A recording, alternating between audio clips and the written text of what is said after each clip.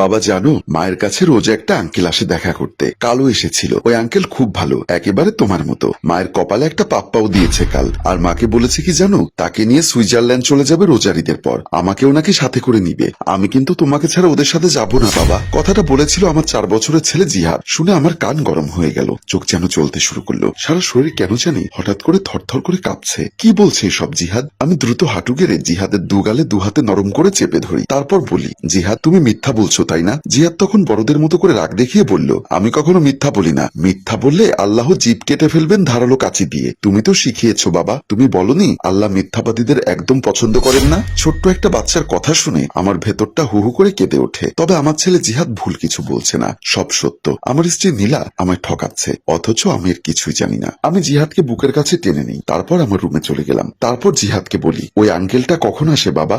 জিহাদ তখন বলে, তুমি তখন অফিসে থাকো, আসরের আজানের পর। আমি জিহাদকে কাছে টেনে আদর করি, তারপর বলি, আমার কাছে যে এসব বলেছো তা কিন্তু মাকে বলো না আবার। তোমার মা তো রাগী মেয়ে, সে এসব শুনলে রেগে গিয়ে তোমায় আর আমায় দুজনকেই মারবে। জিহাদ তখন আমার কানের কাছে ঠোঁটেনে ফিসফিস করে বলল, মা এখন ঘুমে, আমিও গিয়ে মায়ের পাশে ঘুমিয়ে পড়ি বাবা। তবে আর মা কিছুই বুঝবে না। একটা ছোট্ট ছেলে আমার, মাত্র 4 বছর বয়স তার। এত কিছু বোঝে কিভাবে? কি সূক্ষ্ম জ্ঞান তার! এমন একটা লক্ষ্মী ছেলেকে রেখে কিভাবে নিলে এসব খারাপই করে? আমার ভীষণ খারাপ লাগে, কান্না আসতে চায় বুকের পাঁজর ইচড়ে। আমি তবুও কান্নাকে প্রশ্রয় দেই না। পুরুষ মানুষের যে প্রকাশ্যে কখনো কাঁদতে নেই। এখন সন্ধ্যা 6টা বাজে। নীলা শরীর খারাপের অজুহাতে ঘুম থেকে ওঠেনি। হয়তোবা তার শরীর সত্যি সত্যি খারাপ, অথবা সে বাহানা করছে। সে যাই হোক, যা হবার আগামীকালকে হবে। পরদিন সকালে রেডি হলাম। আজ আমি অফিসে যাব ঠিক, কিন্তু আসরের আজানের ঠিক আগে আগে ফিরে আসবো। আর ততক্ষণে বাসার কাছে মোড়ের দোকানের স্টলে বসে অপেক্ষা করবো ওই লোকটার জন্য। দেখবো কে এসে দেখা করে যায় নীলার সাথে।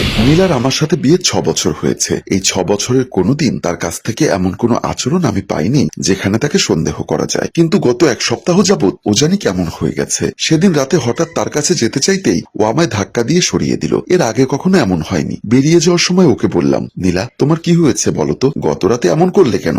এই একটা সামান্য কথায় সে কি রাগ! একেবারে হো হো করে কেঁদে উঠল। কাঁদতে কাঁদতে বলল, আমি চলে গেলেই ভালো হবে তোমার। এখান থেকে চলে যাব, আমি থাকবো না তোমার সাথে। কি অদ্ভুত ধরনের আচরণ! সত্যি বলতে আমি কিছুই বুঝতে পারছিলাম না, শুধু চিন্তা করছিলাম, ভাবছিলাম কেন এমন করছে। আমি আর কিছু বললাম না, বাহির হয়ে গেলাম। আসরের আজানের সময় ঘনিয়ে এসেছে। তাড়াহুড়ো করে অফিস থেকে বের হলাম। আমি এবার গিয়ে চুপচাপ বসে পড়লাম মোড়ের মতিমিয়া চায়ের স্টলে। ওখান থেকে স্পষ্ট দেখা যায় আমার বাসার সামনের গেট। গেট দিয়ে কেউ ভেতরে ঢুকলেই স্পষ্ট দেখা যাবে। আর তখনই আমি পেছন পেছন যাব। গিয়ে যদি ওদেরকে অন্তরঙ্গ অবস্থায় দেখি তবে আমি কিছুই বলবো না, একটা টু শব্দ পর্যন্ত করব না। ওই লোকটাকে সুন্দর মতো বলবো চলে যেতে। তারপর নীলার সাথে কথা বলবো আমি। নীলাকে শুধু একটি প্রশ্ন জিজ্ঞাসা করব, কেন ঠকালে আমাদের? কি দোষ ছিল আমার 4 বছরের ছেলে জিহাদ আর আমার? আসরের আজান হয়ে গেছে। আমার শরীর কেমন কাঁপছে। ঘটনা এক্ষুনি ঘটবে বলে মনে হচ্ছে। হ্যাঁ, তাই হলো। আজানের ঠিক 5 মিনিট পর একটা ফর্সা পাতলাদেহী ছেলে, যার পরনে মেরুন সাদা পাজামা, সে ঢুকলো গেট দিয়ে ভেতরে। আর তার ঠিক 5 মিনিট পর আমি ঢুকলাম। ওরা ভেতর থেকে দরজা আটকে দিয়েছে। আমি দরজার কাছে কান পাতলাম। নীলার কণ্ঠ শুনতে পাচ্ছি। নীলা বলছে, তমাল কেন ফিরে এলে তুমি? বলো, কেন আমার 6 বছরের সুন্দর একটা সংসার এলোমেলো করে দিলে? জবাব দাও। তমাল কাপা কাপা গলায় বলছে, আমি কিছু জানি না নীলা। আমি শুধু এটা জানি যে তুমি আর কারণ নয়, শুধুই আমার। তুমি ওকে ডিভোর্স দিবে, ফাহাদের সাথে আর থাকবে না, বুঝলে? নীলা বলল, কিভাবে এটা করব বলো? ফাহাদ আমায় ছাড়া থাকতে পারবে না। তমাল রাগের মাথায় বলল, তার মানে তুমি এখন আমায় আর ভালোবাসো না, ফাহাদকে ভালোবেসে ফেলেছো। নীলা কেঁদে ফেললো। সে কাঁদতে কাঁদতে বলল, তমাল আমি বুঝতে পারছি না কিছু, কিন্তু আমি ওকে ডিভোর্স দিতে পারবো না। তমাল বলল,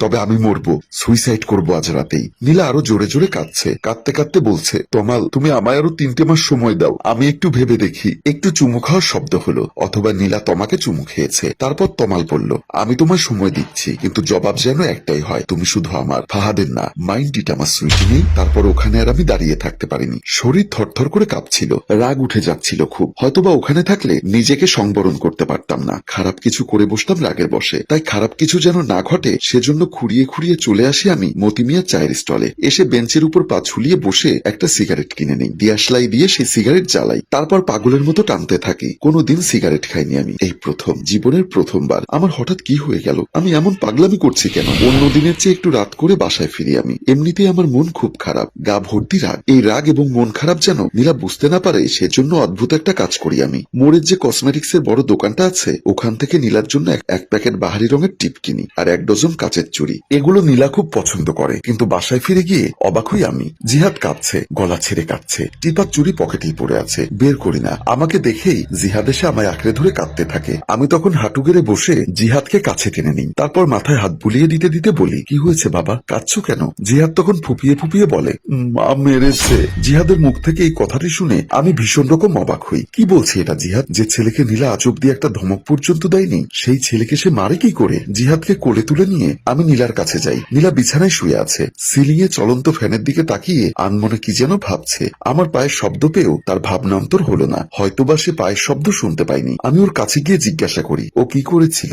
নীলা ঈর্ষাদ কেঁপে ওঠে আমার গলা শুনে। হঠাৎ করে কারো গলা শুনলে এমন হওয়ারই কথা। নীলা আমার কথার উত্তর দিল না। আমি আবার জিজ্ঞাসা করলাম, জিহাদ কি করেছিল? নীলা তখন বিরক্ত মুখে আমায় পাল্টা প্রশ্ন করে বলে, আমার ছেলেকে আমি মেরেছি, এর জন্য কি তোমার কাছে জবাবদিহি করতে হবে? আমি এবারও অবাকের চরম সীমায় পৌঁছে যাই। ভেবেও পাই না যে নীলার আচরণ এমন কর্কশ হতে পারে কিভাবে। নীলার সাথে আমি কথা বাড়াই না, সে হোক ভদ্রতার খাতিরে অথবা আমাদের সম্পর্কের সম্মানের খাতিরে। চুপচাপ আমি জিহাদকে নিয়ে বেলকনিতে চলে যাই। ওখানে গিয়ে জিহাদকে বলি, কি হয়েছিল বাবা, তোমার মা তোমায় মেরেছে কেন? জিহাদের কান্না তখন থেমেছে। সে বলল, মাকে বলেছিলাম নুডলস করে দিতে, মা করে দেয়নি। আমি তখন মায়ের হাত ধরে টেনে বলেছিলাম, না দিলে মানবো না, দিতে হবে। তখন মা আমার গালে দুটো চড় মেরেছে। কথাগুলো বলে জিহাদ আবার কাঁদতে শুরু করেছে। জিহাদ আমার কোলে, তার মুখটা আমি আমার বুকের সাথে চেপে ধরে পড়লাম, আর কাঁদে না পাপ্পা, আমি তোমার জন্য এক্ষুনি নুডলস করে দিব, চলো আমরা এখন কিচেনে যাই। জিহাদকে নিয়ে কিচেনে গিয়ে দেখি ঘরে কোনো সবজি নেই, এমনকি পেঁয়াজ কাঁচামরিচটাও নেই। সন্দেহবশত ভাত সালনের হাড়ির ঢাকনা খুলে দেখি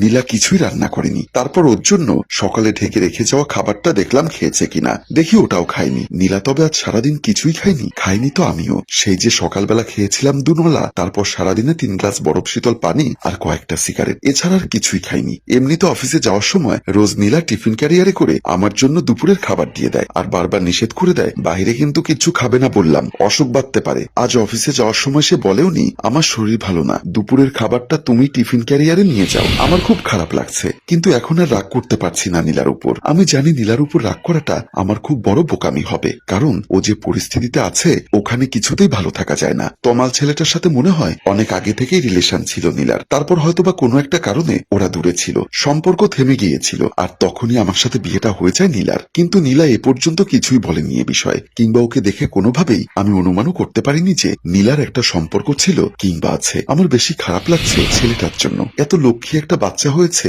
দেখতেও যে কি মায়াবতী। নীলা যদি তমালের সাথে চলে যেতে চায় তবে আমি তাকে কিছুতেই বাধা দিব না, বাধা দেওয়ার অধিকার আমার নেই। ভালোবাসায় বাধা হলে যে পাপ বাড়ে, দুজন মানুষের মন কষ্ট পায়, আমি কিভাবে নীলাকে কষ্ট দিব? কিন্তু জিহাদ আমার লক্ষ্মী বাপটার কি হবে? মাকে ছাড়া কিংবা বাবাকে ছাড়া দুজনের একজনকে ছাড়া ওর বড় হওয়াটা তো খুব কষ্টের হবে। বড় হয়ে কি জিহাদ এর জন্য আমায় দোষ দিবে না, বলবে না, বাবা তোমাদের দুজনের জন্য আমার ফুলের মতো সুন্দর জীবনটা ধ্বংস হয়ে গেছে, আমি পৃথিবীতে বেঁচে থেকেও দোজখের শাস্তি ভোগ করছি। হঠাৎ আমার চোখ থেকে টুপ করে এক ফোঁটা জল গালের উপর গড়িয়ে পড়ে। জিহাদ আমার কোলে বসে আছে তখনও, সে আমার চোখ থেকে জল পড়তেই তার ছোট্ট হাত দিয়ে গালের জল মুছে দেয়, তারপর কিছু না বলে বোকার মতো আমার মুখের দিকে তাকিয়ে থাকে। ওকে এভাবে আমার দিকে তাকিয়ে থাকতে দেখে আমার কি যে খারাপ লাগে, ভেতরে কি যে তোলপা শুরু হয়, মনে হয় চিৎকার করে কাঁদি, গলা ছেড়ে কাঁদতে কাঁদতে মরে যাই। কিচেন থেকে জিহাদকে কোলে করে নিয়েই বাইরে যাই, কিছু বাজার করে আনতে হবে। নীলা যদি ঠিক থাকতো তবে সে আরো 3 দিন আগে লিস্ট করে ফেলতো বাজারের। জিহাদকে নিয়ে দরজা পেরিয়ে বাইরে যেতেই সে বলল, বাবা আমরা বের হয়েছি কেন? আমি থমথমে গলায় বলি, বাবা ঘরে তো বাজার নেই, বাজার করতে বের হয়েছি। জিহাদ আর কিছু বলে না, চুপ হয়ে থাকে। সম্মানিত দর্শক, এই গল্পের বাকি অংশ দেখতে চাইলে কমেন্ট বক্সে লিখে জানান। আমাদের গল্পটি চলমান, গল্পটির রচনা ও পরিচালনায় মঞ্জুর মোর্শেদ, ক্যামেরায় শিহাব ও আশরাফ। ধন্যবাদ।